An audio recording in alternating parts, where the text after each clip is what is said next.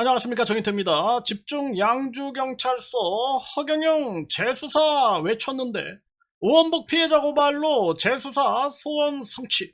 네, 이 주제로 말씀을 드리겠습니다.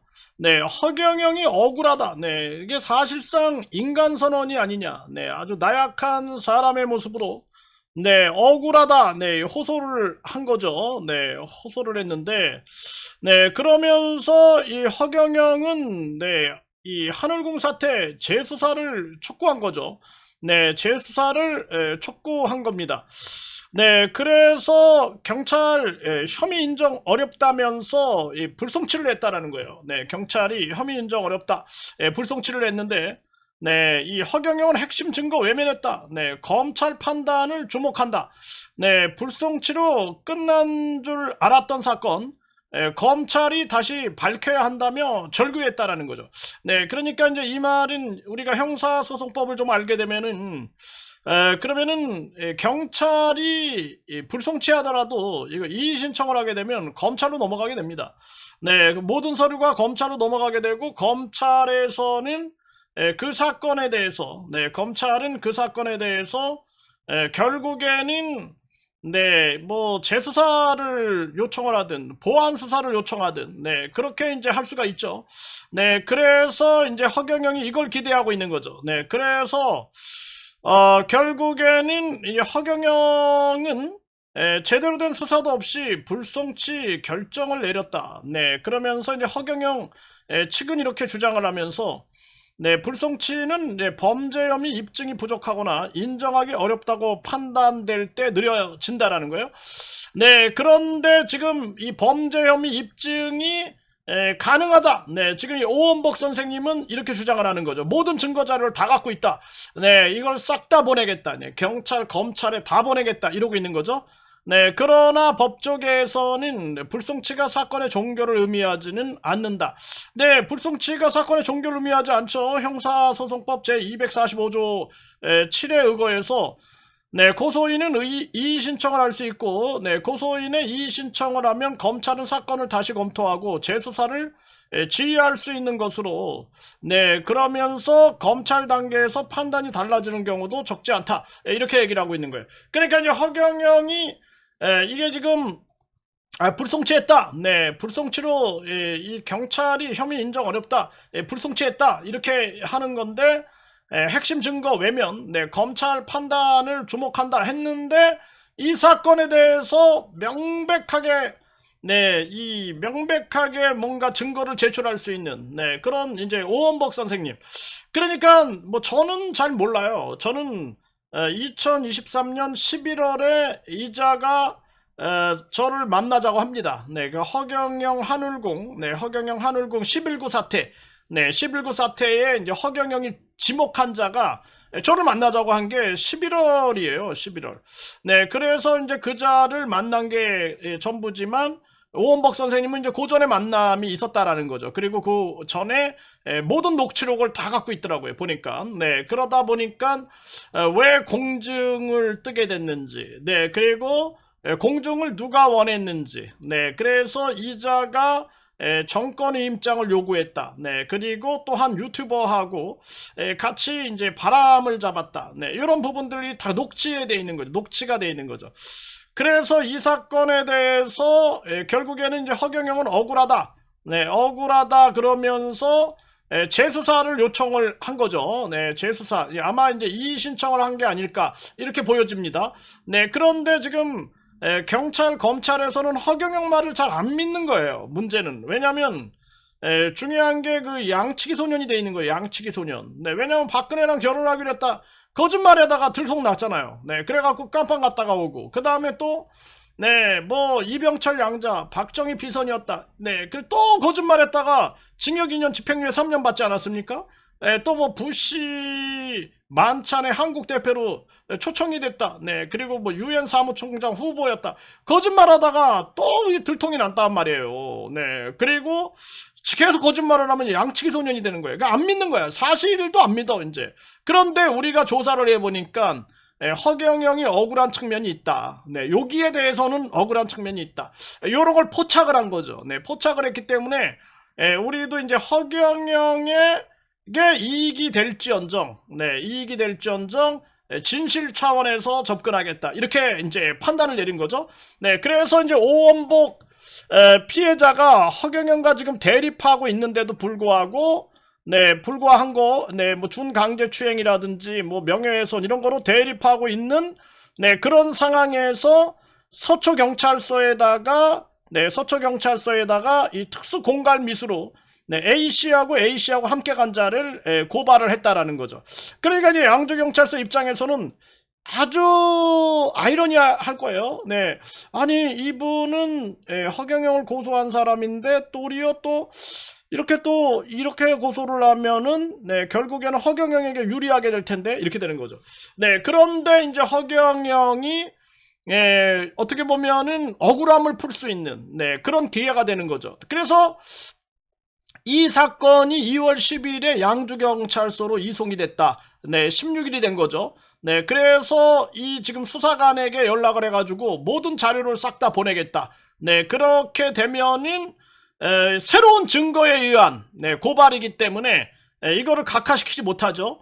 새로운 증거에 의한 고발, 그리고 너무나 많으니까 증거 자료가 너무나 많으니까 감히 이것을 각하할 수 없다라는 거죠. 아마 지금 양주경찰서에서도 엄청난 고민에 빠져 있지 않을까. 네, 그래서 우리 종교범죄대책협의회 임원들도 이게 허경영에게 이로울지라도, 네, 우리가 거짓으로 허경영이 억울함을 겪어서는 안 된다, 이렇게 판단을 하는 거죠. 우리가 바라는 거는 허경영이 반성과 사과를 하고 많은 피해자들의 피해 회복을 이렇게 하는 거, 네, 이걸 바라는 거지. 그리고 뭐 거짓을 뒤집어 씌우는 거, 네, 이거는 옳지 못한 거예요. 네, 진실, 오직 진실에 입각하겠다라는 입장에 서 있는 거죠. 그래서 지금 양주경찰서에 집중하게 되는 거죠. 네, 집중하게 되는 겁니다. 그래서 허경영은 재수사, 네, 허경영의 재수사를 요청하면서 양주경찰서를 집중시키려고 했는데, 근데 이 허경영이 양치기 소년이 돼 있는 거예요. 양치기 소년. 네, 그 양치기 소년의 말을 잘 안 믿어요. 그런데 오원복 선생님이나 또는 종교범죄대책협의회 사람들, 뭐 저부터도 경찰이 제 말은 굉장히 많이 신뢰를 갖습니다. 네, 그래서 오늘도 경찰에서 저한테 이 공문서를 보낸 거죠. 네, 여기 보면은 정인태 기하 이렇게 온 거죠. 정인태 기하. 그래서 이 경찰도 이제 조사를 해보면 나오니까, 네, 뭐 저 같은 경우에는 정가도 하나도 없고, 네, 그리고 뿐만 아니라 저 같은 경우에는 교육 공무원 출신에다가 대통령 자문헌법기관에 자문위원을 2번이나 했고, 네, 국립대학교 특임교수를 했고, 언론사를 약 14년을 제가 운영을 했어요. 언론사, 네, 출판사, 네, 언론 출판사를 이 언론사를 약 14년, 뭐 출판사는 약 한 20년을 제가 운영을 한 거죠. 네, 그 언론 출판은 범죄자는 이게 제약을 많이 받아요. 네, 제약을 많이 받습니다.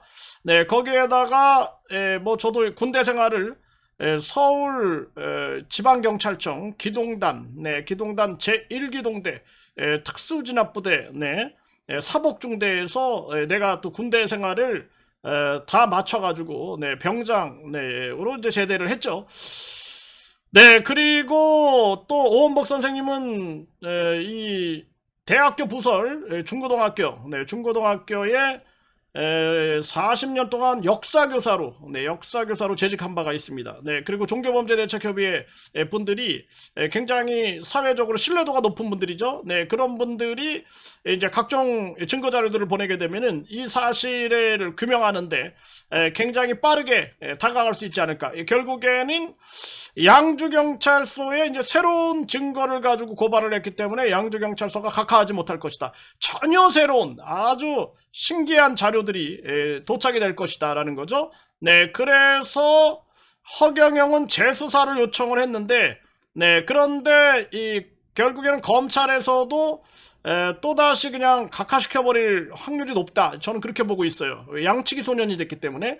그런데 오원복 선생님의 고발은 다르다. 또 새로운 증거, 네, 증거가 넘쳐나는 거죠. 아주 새롭고 신선한 증거가 넘쳐나기 때문에 양주경찰서에서 부인하지 못할 것이다. 특히나 또 피해자가, 네, 피해자가 고발을 하는 그런 아주 초유의 아이러니한 그러한 상황이 만들어지고 있는 거죠. 네, 그래서 경찰도 더 많이 집중을 할 것이다. 네, 그리고 뿐만 아니라 이 많은 경찰들이 뭐 알더라고요. 이미 알아요. 네, 뭐 저에 대해서도 알고, 네, 심지어는 제 방송을 많이 본다. 네, 경찰들이 또 얘기를 하더라고요. 네, 왜냐하면은 뉴스에 보도 안 되는 게 제 방송에서는 보도가 되잖아요. 네, 그리고 심지어는 허경영 재판에서도 뭐 정인태 신지식인 TV 때문에 뭐 피해자들을 내쫓아야 된다. 왜냐하면 피해자들이 제보해서 모든 게 뭐 실시간 방송이 된다. 이런 얘기가 2번씩이나 나왔다라는 거 아닙니까? 예, 그러니까 종교범죄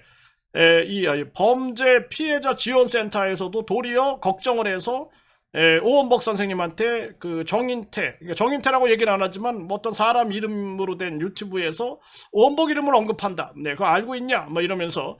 네, 그런데 오죽하면 오원복 선생님이 이름을 공개해야 한다라고 동의를 했겠습니까? 네, 결단을 내렸겠습니까? 그러니까 범죄 피해자 지원센터에서도 찍소리 못하는 거죠. 왜냐하면은 2차 가해가 아니라 이거는 피해자를 적극적으로 지원하는 행위죠. 네, 그리고 피해자의 이 동의 속에서 함께 움직이고 있는 부분이니까 도리어 저한테 표창장을 줘도 부족한 판국에 나를 의심하면 안 되는 거죠. 네, 그래서 이제 양주경찰서로 서초경찰서에서 공이 넘어갔기 때문에 허경영의 이 재수사 요청 결국에는 소원 성취를 한 게 아닐까. 네, 이걸 통해서 결국에는 이 사건, 이 11구 사태, 허경영 한울궁 11구 사태, 허경영이 누가 권총을 들고 조폭을 동원해서 3천억을 요구했다.